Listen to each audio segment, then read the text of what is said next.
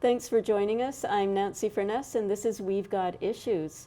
We are filming today at Coquitlam City Centre Library, and I'd just like to thank the library for giving us this venue to carry out the interviews. And before we get started, I'd like to acknowledge that our interview is taking place on the traditional, ancestral, and unceded lands of Coquitlam First Nation. So we thank the Coquitlam people who continue to live on these lands and to care for the lands and the waters and all that lies above and below. So today we are joined by Andrew Hartline from Tri-Cities HUB. So thank you so much for joining us today, Andrew. It's my pleasure, Nancy. Can you tell us a little bit about HUB? Who is this group and what is the goal? Okay, HUB Cycling is a Metro Vancouver-wide organization whose mission is to get more people cycling more often. So we just think riding a bike is good. We would like to get more people doing it more often. The HUB Tri-Cities Committee is one of exactly 10 local committees. We cover not just Port Coquitlam, Port Moody, and Coquitlam, although those are the main municipalities, but also the villages of Belcarra and Anmore, kind of auxiliary to Port Moody. So the full name is the HUB Tri-Cities plus Belcarra and Anmore Committee. Okay, you cover quite a bit of territory then. Yes, quite a bit. Yeah, that's right. Can you tell us just I know there's so many benefits to cycling health-wise, and can you tell us what the benefits are for cycling, and also what makes the Tri-Cities, Belcarra and Anmore, such a wonderful place to cycle? Well, okay, so the Tri-Cities are definitely particularly pretty places to ride a bike. But in general, riding a bike is, as you said, very good for your physical and mental health.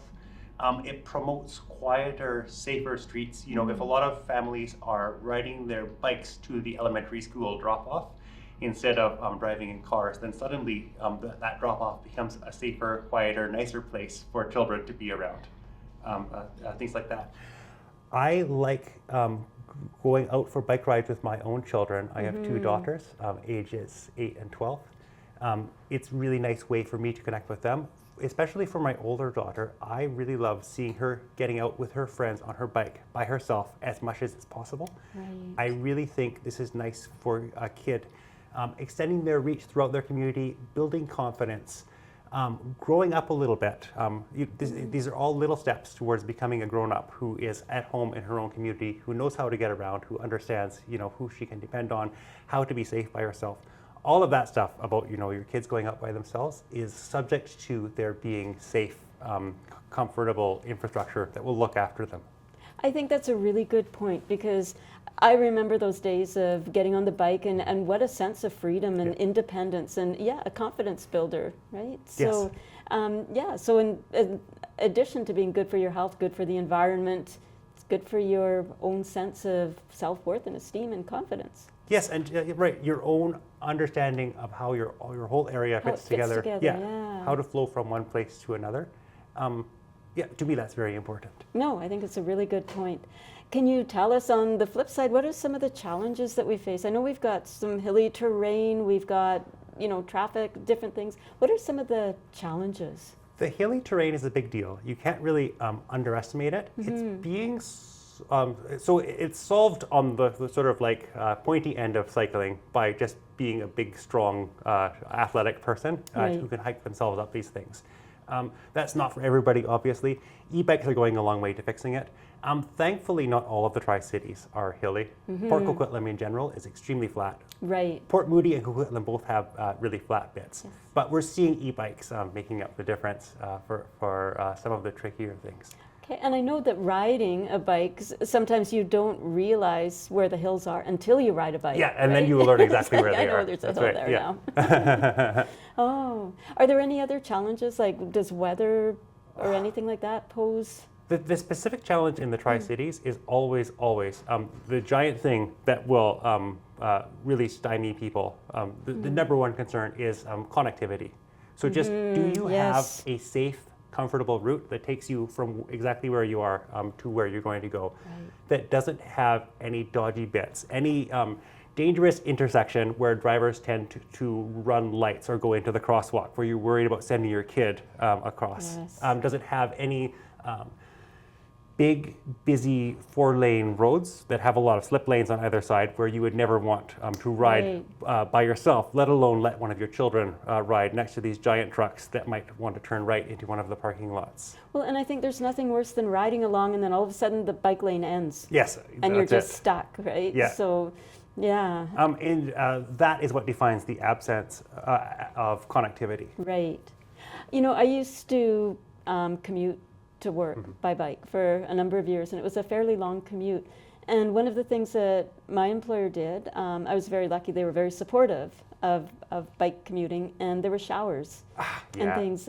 What else? What can employers do to kind of encourage employees or make it easy for them to ride their bike? Showers are fantastic. My work all the way downtown in Vancouver, in Gastown, provides a shower, which is wonderful. Yes. That was one of the things where I was interviewing there initially. I thought, oh, this place is pretty good. Yeah. But they have a really nice lock-up as well, where I've never been concerned to lock up my bike. Right. It basically is in a parking garage in the downtown east side, Gastown. Right. But where there is an attendant looking at it all the time. So secure. Yeah, with a door that locks with my badge, and that's enough. I would never worry about getting my bike stolen. And this is something that can be replicated anywhere. I saw that the Port Coquitlam Rec Center on Wilson Avenue built a lovely bike rack. It's a really ordinary bike rack, but the thing that makes it lovely is that the office area where you go in to sign in to get your pass looks directly at this bike rack. So there's somebody always... Somebody is always looking at it. It's so simple, but the bike rack isn't tucked away around a corner where nobody can see, where a bike thief would have some privacy to cut locks quietly. You don't have to lock your bike to a signpost somewhere down the street. A signpost down the street isn't good either. Yeah. That's right. Yeah. Well, I think that's one way to keep your bike secure. Can you talk about safety as far as the cyclists themselves? How can we promote safety? Like, I know, maybe separated bike lanes and some education. Can you talk a little bit about that? So my own children's bikes have got nice lights on them. Oh, I think lights, it's nice for a cyclist to make themselves visible. I don't think that kids, should ride down a street in the dark with no lights in black clothes. No. But it's a much bigger deal to me to have safe infrastructure. Okay. And that means infrastructure that minimizes the consequence of errors on the part of these little kids, or other sorts of vulnerable road users who can't be expected to move themselves around with the full care and attention it would require to drive, like an 18-wheeler. Right. If a little kid might do something a bit Unexpected. a bit unexpected, a bit silly, and I think it's really important that street infrastructure be as forgiving as possible for that sort of error. And maybe it's somebody with mobility issues, bad balance. If they stumble a little bit, if the infrastructure looks after that and forgives that kind of error, it's such a big deal. If you have to divert around something quickly, like a rock in the road. Exactly. You don't want that person to be really close to an incredibly dangerous situation that they have to think about the entire time. On the other side of the coin, if infrastructure minimizes the possibility that drivers would be even able to make the kind of error that would put someone's life or safety at risk, that's such a big deal as well. And we see that implemented with greater and lesser success. So there's for sure areas around here where it's very likely that a driver might make some kind of a mistake. These are really like the kind of places where you wouldn't want your kid to go ride a bike. There's also areas, on the other side, where if a child were to make a little error, they could be putting themselves in significant danger. And so we just don't like to see that. I really want to see all of our municipalities work to build that sort of infrastructure that is just kind of like safer for vulnerable road users. So what is the best kind of infrastructure? Like, we can't always have bike paths going like off the road. Is it a separated bike lane? Is that what you prefer, or shared lanes? Are to me, separated bike lanes are really the gold standard. Okay. Coquitlam has done a great job on Guildford Way. Yes, they have. It's not 100% to everyone's taste. The lanes They're were a bit narrow. narrow. That's right. They were working with what they had, the existing curb structure. But those are really nice because They're very visible and very separate. very visible, very separate. I go along those with my own children, and it's okay. I wouldn't have done it in the old days when it was just a painted lane. Yes, no, I agree. I think it kind of changes things quite a bit. It changes things quite a bit. Coquitlam paid a lot of attention to intersections, to places where drivers who are going along Guildford might want to turn right, and made it harder for them to make the kind of errors that would result in hitting someone who was in that intersection. And that's such a big deal. So you've talked a little bit about the type of bike lane. What makes a good bike route? Okay, so we I guess as the HUB Cycling Tri-Cities local committee, Tri-Cities, Belcarra, and Anmore, we identify, I guess, what we think of as good priorities for writing letters. We want to write letters to. Oh, right. So you advocate for a certain route? Yeah, and we don't want, you don't want to ignore something that is really valuable. We think a lot about what would make a good location for a bike lane. Okay. I guess an example is Guildford. We identified Guildford as a top priority lane 8 years ago, some years back. The thing that makes Guildford so good, and I think this will show kind of abstractly what makes a good bike lane, was that it's relatively flat. Right. It's nice and long. It hasn't got that many intersections. Okay. And because of the hills on one side, it doesn't really cross that many streets, and it connects many, many things. So from one end to the other of Guildford, you have Coquitlam City Hall, Right. and Port Moody City Hall. Right. And those are connected with recreation facilities, the Pomo Recreation Center. Oh, you're right. There is a lot Yes, in yes. between, like, The Coquitlam Library, Yes. Port Moody Library, Coquitlam Crunch, Rocky Point Park, Lafarge Lake. Farther down, you have the Coquitlam River Park, and many, many schools. I don't know how many elementary schools, plus Glen Eagle Secondary, plus a few more that I'm probably not remembering. You have Lincoln Center SkyTrain. You have Inlet Center SkyTrain on the other end. There are so many things that Guildford Way links up. well, Guildford Way does seem kind of ideal in those respects, in that it's fairly flat. Yes, yes. And it connects all those different variety of services and parks and different things.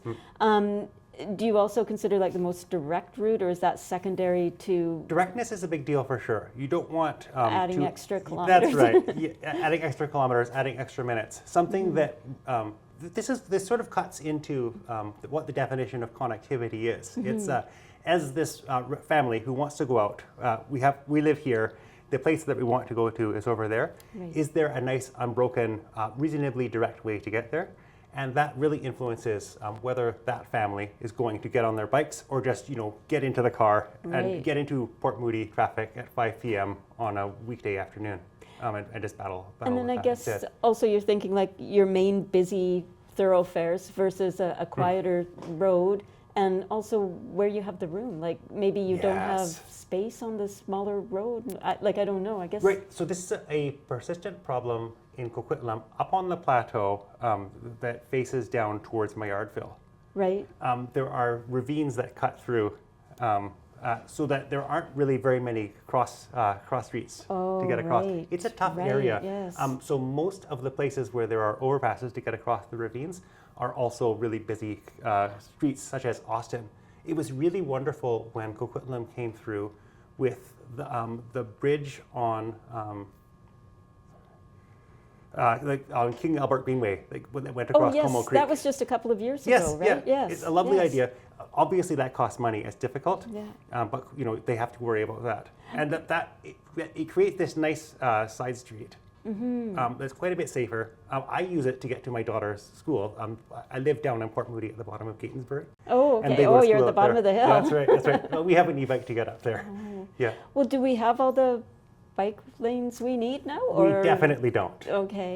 Yeah, it's there are so many scenarios you can think of where a regular family might want to go somewhere by bike, and there are too many dodgy intersections. There's long stretches where there is no bike infrastructure support at all, where you're riding on the side of the Lougheed Highway, Barnett Highway, right, on a narrow shoulder. United Boulevard on a narrow that's shoulder. my favorite is Th- United that's right. Boulevard. It's only for like the tough, fearless, athletic, middle-aged men type Right. cyclists. These top 2% of cyclists, but for regular people, it's just not enough. Okay, so is there something that can be done to make intersections safer without a major infrastructure change, or is... Intersection treatment is a complicated issue, and often it's one that municipalities, when creating bike facilities, just choose to dodge. So there will be a really nice bike lane that goes up to the intersection. Then you're completely on your own across the intersection, which is the hardest part. Right. Then on the other side, maybe there's more nice bike lane. It's a really persistent, I guess, anti-pattern of development. It's a bit like the drunk person who's looking for his keys under the street light instead of where he lost it because the light is so good right here. Oh, I see. Yes, yes. So Coquitlam in particular are making really nice intersection treatments. So this is changing now. It's changing, yeah. Oh, that's good to hear. I was so impressed with their intersection treatments along Guildford, and they have an absolutely gorgeous design for Guildford at Pine Tree. Guildford and Pine Tree. Yes. Okay, I know. An intersection not far from here. Yes. They really consistently in the last number of years have been making intersections that I would be happy for my kids to use by themselves, with me maybe not too far off. What makes a good intersection? Like, what is it that they need? So Coquitlam did a lot of advanced pedestrian signals, which are just great. It's so nice to give pedestrians and cyclists a little bit of time to get into the intersection so that they're visible. There's a terrible thing that happens where the pedestrian or cyclist will be behind the B pillar. Right, so okay, that, yes. Someone who's just making a left turn, who's maybe looking the other way, just won't notice that there are people over there. And children get killed this way. It's a really serious, terrible issue. Coquitlam, to their credit, have been working on that. Oh, that's awesome. But there's a million other little subtle things that they do to cue someone who wants to turn their car into either looking over there, slowing down a bit. It just reduces the possibility that they're going to make an error and kill somebody and just regret this for the rest of their lives. Yeah, just not intentionally, but just... Not intentionally, just because you're a busy human being driving a giant, heavy vehicle. It's a bit dangerous. Well, I've seen some, like the lane lights where you can just press without getting off your bike too, which is nice. Yeah. Like just those are lovely as well. Yeah. That's right. Yeah, something like, Where would you like to see lanes? Like, where do you still need to put in a lane? One of our big priorities right now is in Port Moody's section of Guildford Way. So this is just from Ioko and Guildford, the end of the Murray Street multi-use path, up just over the hill to where Coquitlam ended the Guildford Greenway. To connectivity. Yeah, exactly. This is only 700 meters long. We really want it to get connected up. It's a bit complicated for Port Moody to do because the lanes get narrower there. There are reasons they're a bit shy about doing it, but it will make so much value when it's there because Port Moody have a pretty nice unbroken connection. Well, they just put in a bunch of... That's right, along St. John's. To my great happiness, they connected that down Moody Street to the Murray Street multi-use path. So from Port Moody Senior Secondary, right at the very end of Port Moody, you can ride a bike all the way to Port Moody Library. Just lovely, along a route that is generally safe for anybody to use, usable for cyclists of all ages and abilities. All we need to do is connect that across that 700-meter gap. Just 700 meters. And now it will go 7 kilometers all the way from Port Moody Senior Secondary to Douglas College in New West. In Coquitlam. Is that something that HUB will be advocating for? Yes, big time. It's our one of our big priorities. Top priorities. The Guildford corridor in general has been our priority, as I said, for the last 8 years, and it's not done yet because we still have that one little bit to do. But you've seen a lot of progress too. We've seen a lot of progress. Really nice to see. It's extremely gratifying. Now you mentioned multi-use paths just a minute ago. Can we talk about e-scooters and e-bikes and different forms of micro-mobility, and how does that all work? Really happy to talk about that. E-scooters, e-bikes are very comfortable to drive at around 15 to 30 kilometers an hour in that range. This doesn't mix well at all with people walking on multi-use paths. Walking a little dog, maybe you're a bit zoned out and the dog is walking around. This is really normal behavior for someone who, I don't want to complain about dog walkers. Maybe someone is pushing a stroller and their kid is running around a little bit. Right. Really perfectly ordinary family, just Lots trying of to walk and have a nice scenarios. time. If people are buzzing you at 25 or 30 kilometers an hour. 30 is fast. That's it's not very comfortable. It's not very safe.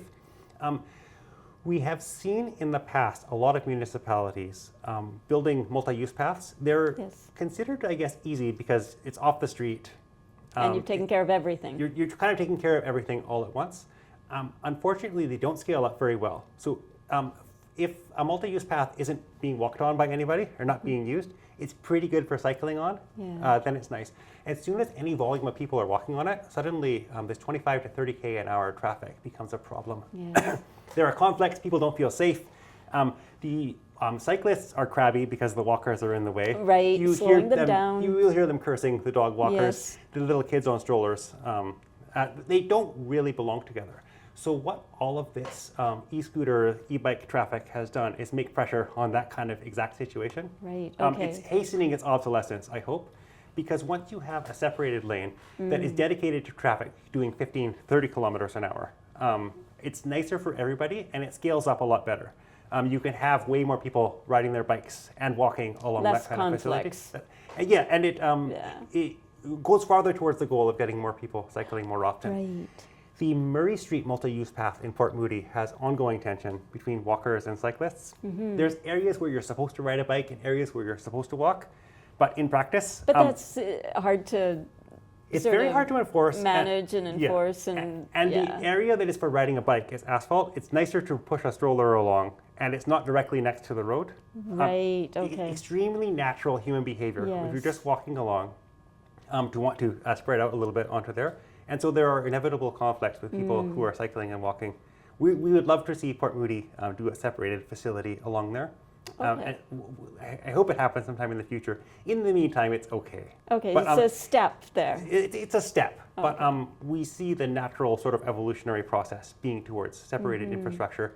And again, having the e-bikes and e-scooters there, I hope hopefully hastens that evolution. Now that, when things are getting redeveloped and stuff, hopefully those sorts of things will be taken into consideration up front rather than later on. Yes, I really hope so. Yeah. There are places in Port Moody where just in the last 10 to 15 years where they just made the offsets for new buildings a little bit too narrow. And now we're just going to be messed up there for I don't know how long, 50 or 60 though years. that's interesting because they're with the new provincial housing legislation. So it's gotten better. Port Moody is a bit more on the ball now, Okay, good. and that's great. I'm very happy to see that. All three municipalities, Port Moody, Coquitlam, and Port Coquitlam, are making steps towards designing things better so that we can fit in this kind of infrastructure in the future. How many people, do you have any idea of how many people are using these bike lanes? Is it going up? It is going up. I'm sorry that I don't have specific numbers. Well, it'd be hard to get those numbers, I guess. That's exact right. numbers, It's sort of a complicated survey type question. Definitely Coquitlam and Port Moody, I'm not sure about Port Coquitlam, have quite aggressive targets that they all feel, they agree that not enough people are using active transportation. Okay. Port Moody is looking to double their active transportation Wow. by 2050. Coquitlam has an even, I think, slightly more aggressive target than that. I'm sorry, I can't remember what Port Coquitlam is doing. No, but that's impressive. That's good to hear. Yes, Yeah. so they, like us, want to get more people cycling more often, And among other things. They would it's okay with them if people are on e-scooters or just walking or using SkyTrain. Well, Yeah. I guess with densification and as we get more people moving into these areas, to get cars off the road or at least not to put more cars on the road is a plus. So if We have to do it, right? The road is Yeah. full now. In Yeah. Port Moody, afternoon traffic is about as bad as it can possibly get. And there are building more buildings. We're going up higher. Exactly. These people have to all be able to get to where they're going, taking their kids to soccer, going to work, That may medical force- appointments, going shopping. may force connectivity a little bit more quickly too if you get more pressure. Yes, people needing to use those. we have to do it because it's about as terrible as it can possibly get. Well, how can people find maps of the bike routes? Like, I know that there's gaps and things like that, but is there somewhere where people can go and see where designated bike routes are? There is. Making a nice map of Tri-Cities bike lanes is a moving target for sure. It's very nice to me that every year bike maps go a bit out of date. Oh, because that's lovely. All of our I municipalities, hope. including Belcarra and Anmore, okay. make new facilities year to year. But TransLink tries to keep up. They put out a new edition of the Metro Vancouver cycling map, including specific pages for the Tri-Cities this year. Okay, and that can be accessed online? Yes, and there are places to get it as well in person, but they did a great job on it. I think I have a nice little fold out. It folds out like this. That will have been and made by TransLink for you. Yes. Yeah, it might be an older version. It is A older new version now. is out, and they're pretty good. Just asking Google directions where to go, it can help as well. Unfortunately, there's a lot of local knowledge still in wayfinding. For me, the desired end state is for somebody who wants to get somewhere by bike to just kind of head out, just noodle out and find sufficient wayfinding that they're Right. able to get where they're going safely. They aren't dropped off unexpectedly at any scary spots. We're not there yet. You have to scout things out a little bit and look Okay, around. so still Yeah. a little bit of an adventure. I'm afraid so. It's not my desired end state at all. But this Metro Vancouver cycling map that TransLink put out does help. Right. Is Vancouver ahead of us in the Tri-Cities or no? Vancouver is ahead of us, Okay. but not by too much. Especially Coquitlam have made so many improvements in the last few years. But yes, Vancouver is doing a bit better. Okay, no, that's good to know. If somebody wanted to get involved with your group, are there any volunteer opportunities, or is there a way that they can connect with you to become part of HUB? The Tri-Cities easiest HUB? way is to come to a meeting. And we meet here at the Coquitlam Library Central convenient. Branch near Lincoln SkyTrain on the first Tuesday of every month. We're taking the December meeting off for the Right. holidays, but starting in January, first Tuesday of January, 6:30 p.m. here at Lincoln Center Library. You can also join HUB a bit more passively. Just become a member.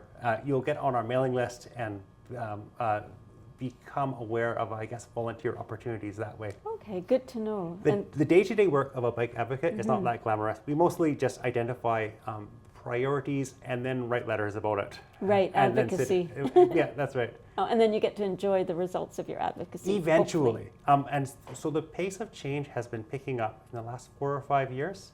It feels like we're getting somewhere. I've been doing this for 15 years, and progress happens. It can be very slow. You have to stay very patient. Oh, well, thank you so much for joining us this afternoon. It was like really enlightening, and I learned a lot about bike lanes and where we are at with these. Nancy, it's my pleasure. Thank you for having me. Well, thank you. I hope we can chat again soon. Thanks for joining us. This is We've Got Issues, and we've been speaking with Andrew Hartline of Tri-Cities HUB.